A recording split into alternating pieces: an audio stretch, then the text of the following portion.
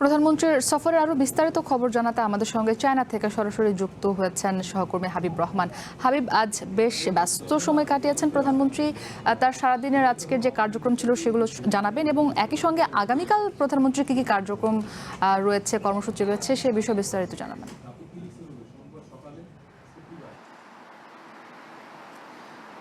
মুক্তি, আজ সকাল থেকে প্রধানমন্ত্রী তারেক রহমান বেশ কয়েকটি অনুষ্ঠানে যোগ দিয়েছেন। তবে এর মধ্যে সবচেয়ে বড় যে অনুষ্ঠানটি সেটি হলো ওয়ার্ল্ড ইকোনমিক ফোরামে বাংলাদেশের প্রধানমন্ত্রী তারেক রহমান সহ অন্যান্য দেশের রাষ্ট্রপ্রধানরাও এখানে যুক্ত হয়েছিলেন এবং সেখানে বিভিন্ন রাষ্ট্রপ্রধানের সাথে প্রধানমন্ত্রী তারেক রহমান বাংলাদেশের অর্থনীতি থেকে শুরু করে বিভিন্ন সেক্টর নিয়ে আলোচনা করেছেন এবং বিকেলে প্রধানমন্ত্রী তারেক রহমান ওয়ার্ল্ড ইকোনমিক ফোরামের সভাপতি এবং প্রেসিডেন্ট এবং সিইওর সাথেও কিন্তু সাক্ষাৎ করেছেন এবং বৈঠক করেছেন। সেখানে প্রধানমন্ত্রী মূলত ওয়ার্ল্ড ইকোনমিক ফোরামের যে কার্যক্রমগুলো, বিশেষ করে জলবায়ু পরিবর্তনের ক্ষেত্রে যে ব্যবস্থাগুলো তারা নিয়েছেন, সেই জায়গায় তারা প্রধানমন্ত্রী তারেক রহমান তাদেরকে স্বাগত জানিয়েছেন। তবে প্রধানমন্ত্রী বাংলাদেশ যে জলবায়ু পরিবর্তনের ক্ষেত্রে অনেকটা ঝুঁকিপূর্ণ, সেই বিষয়টি কিন্তু বিশ্ব নেতাদেরকে জানিয়েছেন যে সেক্ষেত্রে উন্নত দেশ এই যারা ক্ষতিগ্রস্ত দেশ তাদের পাশে দাঁড়ানো দরকার। এছাড়া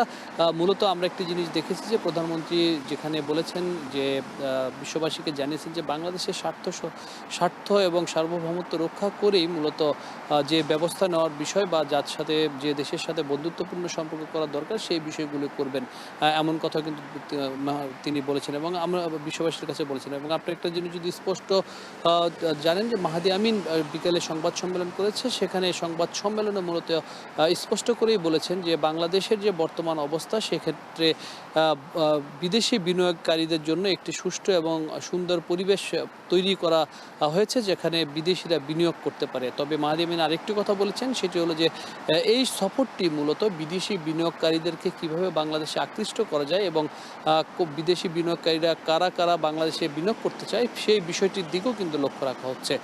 এবং আজকে রাত এই চায়নার সময় অন্ততপক্ষে রাত 8:30 পর্যন্ত প্রধানমন্ত্রী তারেক রহমান নানা দেশের মানুষের সাথে প্রধানদের সাথে বৈঠক করেছেন এবং বিশেষ করে যারা বিনিয়োগকারী তাদের সাথে কিন্তু বৈঠক চালিয়ে যাচ্ছেন। আগামীকালকে সবচেয়ে বড় অনুষ্ঠান যেটি বলা চলে সেটি হলো ওয়ার্ল্ড ইকোনমিক ফোরামের একটি সম্মেলন রয়েছে। সেই সম্মেলনে প্রধানমন্ত্রী তারেক রহমান যুক্ত হবেন, সেখানে বিশ্ব নেতারাও থাকবেন এবং পাশাপাশি ইকোনমিক অর্থাৎ সিসির সাথে একটি বৈঠক রয়েছে এবং বাংলাদেশের সবচেয়ে বড় বিষয় যেটি যে মংলা পোর্টে ইকোনমিক জোন করা সহ মংলা পোর্টকে আধুনিকায়ন করার ক্ষেত্রে $500 মিলিয়ন মতো একটি এমওইউ বা সমঝোতা স্বাক্ষর যেটি বলি আমরা, সেটি হতে পারে এমন একটি কথাও কিন্তু আমরা শুনতে পাচ্ছি। সব কিছু মিলে আসলে এই সফরটি আপনি জানেন যে গুরুত্বপূর্ণ এবং এরই মধ্যে আমরা যেটি জেনেছি যে পানি সম্পদ মন্ত্রী এবং তথ্যমন্ত্রীও কিন্তু আগামীকালকে এই সম্মেলনগুলিতে যুক্ত হচ্ছে। সেক্ষেত্রে বলা চলে যে তিস্তার যে বিষয়টি সেই বিষয়টি এখানে আলোচনা হতে পারে। মুক্তি।